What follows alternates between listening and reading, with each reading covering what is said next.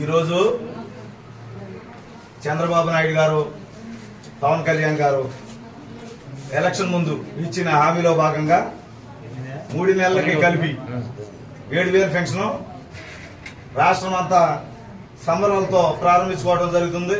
అందులో భాగంగా నందమూరి సచివాలయంలో కేక్ కట్ చేసి పెన్షనర్తో కేక్ కట్ చేయడం జరిగింది.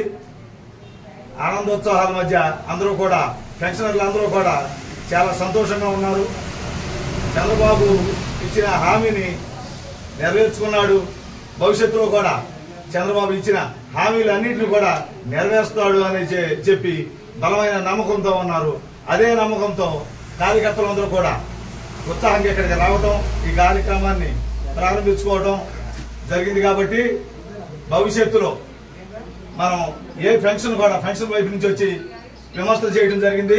ఎలక్షన్ ముందు ప్రతిపక్షాల వాళ్ళు, అప్పుడున్న అధికార పక్షం వాళ్ళు విమర్శలు చేయడం జరిగింది.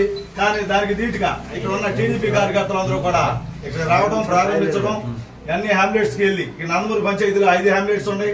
5 హ్యామ్లెట్స్ లో కూడా టీడీపీ కార్యకర్తలు ఉండి ప్రతి పెన్షన్ కూడా పెన్షనర్కి అందే విధంగా చర్యలు తీసుకుంటూ అధికారుల సహకారంతో ఈ కార్యక్రమం విజయవంతం చేయడం జరుగుతుంది. కాబట్టి ఈ సందర్భంగా విచ్చేసిన మన టీడీపీ కార్యకర్తలకు, బీజేపీ కార్యకర్తలకు, జనసేన సైనికులకు అందరికీ కూడా అందరి సహకారంతో ఇది విజయవంతం చేస్తామని ఈ సందర్భంగా కార్యకర్తల తరఫున హామీ ఇస్తున్నాం.